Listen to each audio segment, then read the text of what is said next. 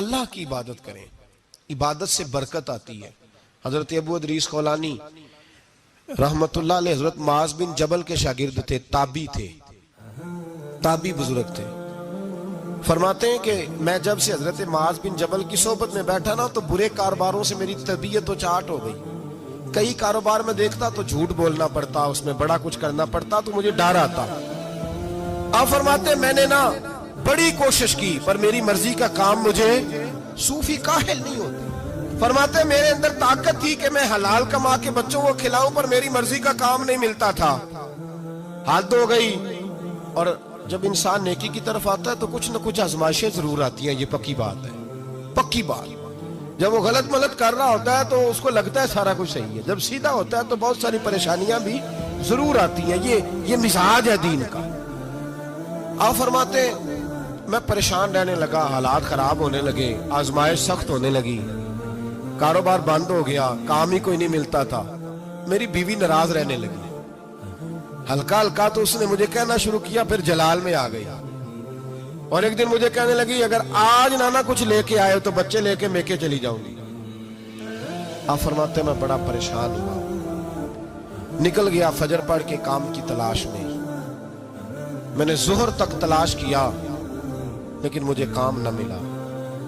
آپ فرماتے ہیں نہر فرات کے کنارے تپتی ہوئی ریت پہ میں بیٹھا تھا تو میرے دل میں خیال آیا بندوں کی مزدوری نہیں ملتی تو آج اللہ کی نہ کر لیں، آج اللہ کی مزدوری نہ کریں۔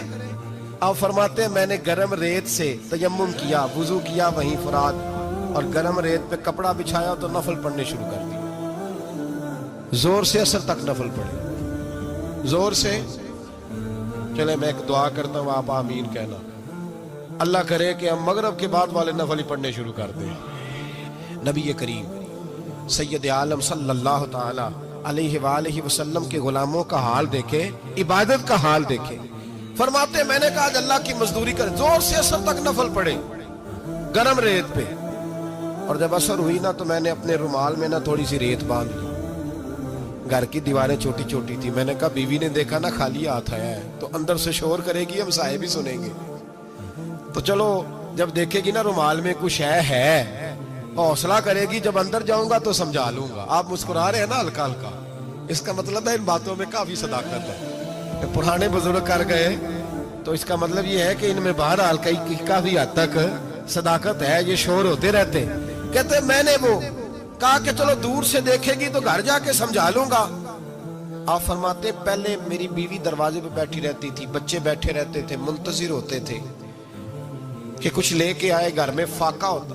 آج میں گیا تو شور ہی کوئی نہیں، کوئی شے نظر نہ آئی، وہ ریت سے بھرا ہوا میرا پلو میں نے دروازے کے ساتھ رکھا، اندر چلا گیا، بیوی کو آواز دی کہاں ہو؟ کہنے لگی منہ ہاتھ دھو لو میں روٹی لے کے آئی۔ ہاتھ ہو گئی، روٹی کدھر سے آئی؟ اس گھر میں تو فاقے تھے، کھانا کدھر سے آیا؟ کہتے روٹی لائی، سلاد بھی لائی، دودھ بھی لائی، اس زمانے میں جو نعمتیں تھی پھل بھی لائی، سارا آ گیا۔ میں نے گھور کے دیکھا، میں نے کہا کدھر سے آیا یہ سارا کچھ؟ کہاں ہے بچے؟ کہنے لگی روٹی کھا کے باہر نکل گئے۔ میرے دل میں خیال آیا میری بیوی کا کردار تو چاند سے زیادہ اجلا ہے، تو یہ سارا کچھ کیسے آیا؟ میں نے کہا یہ کہاں سے آیا سارا کچھ؟ تو کہتی ہے میری طرف دیکھ کے کہنے لگی پتہ نہیں آج کس کریم کی مزدوری کرنے چلے گئے تھے، پتہ نہیں کس کریم کی مزدوری پہ چلے گئے تھے، زور ہوئی ہے تو اس نے اناج کی بوریاں بھیجی ہیں، چاول بھیجے ہیں، پھل بھیجے ہیں، اتنا کچھ بھیجا ہے کہ میرے گھر میں رکھنے کو جگہ ہی کوئی نہیں۔ یہ کہتے کہتے اٹھی اور کہنے لگی پہلے ہی بڑا آیا تھا، اب اور کیا لائے ہو؟ آپ فرماتے میں سکتے میں تھا، اس نے جا کے میرا رومال جو کھولا، میں ریت لایا تھا، رب کریم نے ہیرے بنا دیے، وہ ہیرے بن گئے۔ آپ فرماتے کہنے لگی کس کریم کی مزدوری پہ گئے تھے؟ فرماتے میں اٹھا اور کچی زمین پہ سر سجدے میں رکھا، میں نے کہا مالک میں ساری زندگی دنیا راضی کرتا رہا، لوگوں کے دروازوں پہ کھڑا رہا، تعلقات بنا کر تھوڑی سی روزی کے لیے جدوجہد کرتا رہا، دھتکارا گیا، ستایا گیا، مولا میں تو تیرے دروازے پہ آج آیا ہوں، پوری دیہڑی بھی نہیں لگائی، زور سے سر ڈیوٹی کی ہے، اللہ تیری تھوڑی مزدوری کا اتنا اجر ملتا ہے؟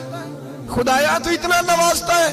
فرمایا اللہ میں محنت بھی کروں گا, کام بھی کروں گا, لیکن دنیا کی مزدوری تھوڑی کروں گا, مالک تیری عبادت زیادہ کروں گا. بھائی یاد رکھو, ہم ساری زندگی لوگ قبروں میں چلے گئے, مسجد نہیں آئے. قبروں میں الہاکم التکاثر حتی زرتم المقابر, قبر میں جانے کا ٹائم آیا, لوگوں کی نمازیں پڑھ دی گئیں, پر لوگوں نے نمازیں شروع نہیں کی. نمازیں پڑھ دی, کہیں لے جاؤ, شادی کا موقع ہے تو وہ کراچی جانے کو تیار ہے, لیکن چند فرلانگ پہ مسجد ہے, مسجد جانے کو تیار ہے. اللہ کے ولی کی علامت ہے, وہ عبادت گزار ہوتا ہے. اور جو نہ نماز پڑھے نہ نماز پڑھائے, وہ زندیق تو ہو سکتا ہے, پیر ہو سکتا, میں ذمہ داری سے کہہ رہا ہوں, زندیق تو ہو سکتا ہے پر پیر ہو سکتا بالکل بے دین ہے, بلکہ بد دین ہے. پیر ہو سکتا اس لیے کہ اللہ کے ولی کی علامت یہ ہے کہ اس کے چہرے پر عبادت کی روشنی ہوتی ہے.